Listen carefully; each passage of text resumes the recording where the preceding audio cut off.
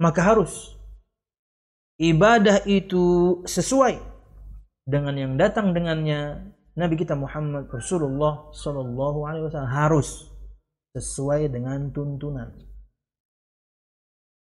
bukan dengan yang dianggap baik oleh manusia, bukan dengan yang diniatkan dan dimaksudkan manusia. Yang penting niatnya baik, Allah pasti terima. Bukan kayak gitu ibadah. Masa perkara baik Allah nggak terima? Bukan kayak gitu kaidah ibadah. Niat baik itu kan, anggapan baik itu kan versi Anda, versi kita sebagai manusia. Padahal ketika itu berkaitan dengan syariat, standarnya baik menurut syariat atau enggak, bukan kemudian menurut kita. Ulun sering sekali mencontohkan ini dengan permisalan tukang jahit. Saya pesan, atau tukang jahit, atau yakni pedagang furnitur. Pak, saya pesan meja, Pak ya. Saya pesannya meja dan kursi kayu jati. Kayu jati yang tua, Pak. Nggak apa-apa mahal, tapi yang tua, Pak. Nah, berkaitan dengan ukiran, Pak. Saya pengen ukiran-ukiran yang di Jepara tapi yang jadul-jadul. Wah, yang meliuk-liuk di pojok-pojok mejanya, Pak, di yakni hand gripnya. Oke, Pak ya. Sip.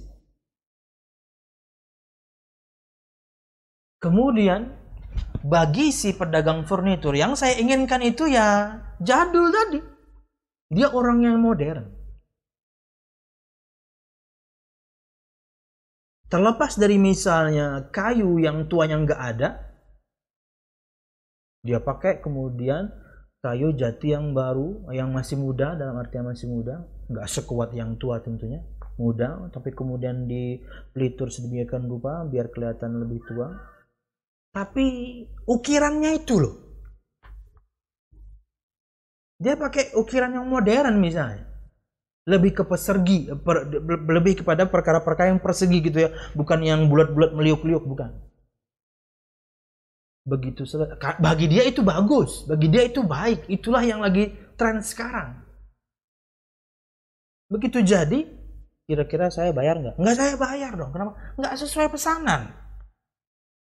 Sudahlah, kayunya misalnya nggak tua seperti request saya, tapi oke, kita terbuka. Mungkin untuk kasus kayu sekarang yang tua mungkin susah. Oke, pakai kayu jati yang muda. Ukirannya ini loh, saya kan pengennya yang bulat-bulat meliuk-liuk. Ini kenapa kotak-kotak persegi-persegi? Saya nggak mau bayar. Kenapa? Nggak sesuai pesanan. Contoh mudahnya,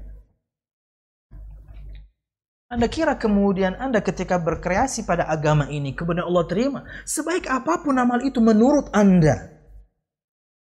No. Timbangannya itu adalah Nabi Muhammad SAW. Disebutkan di banyak kitab oleh para ulama zaman dahulu. Di antaranya Imam Ibnu Qayyim.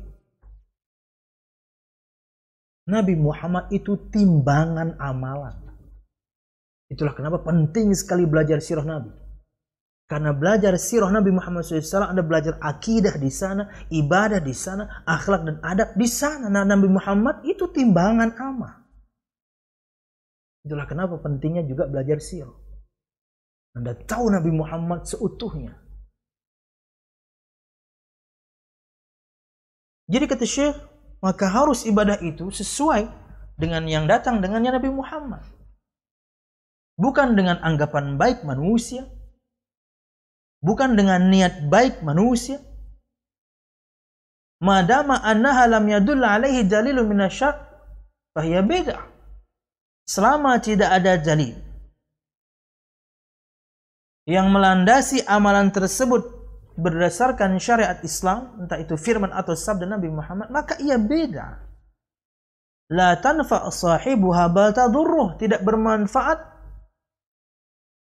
untuk pelakunya, Padahal sudah keluar biaya banyak, sudah keluar tenaga banyak, sudah keluar apalagi biaya, tenaga, waktu. Ya dong, acara-acara tersebut bisa setengah malam. Dananya nggak sedikit. Tenaga, waduh. Banyak sekali harus kemudian mengeluarkan energi.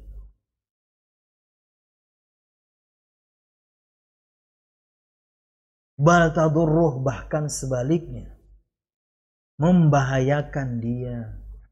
Tidak bermanfaat untuk para pelakunya, bahkan membahayakannya. Kenapa? Li'annaha ma'siyah, karena ia adalah kemaksiatan, dosa.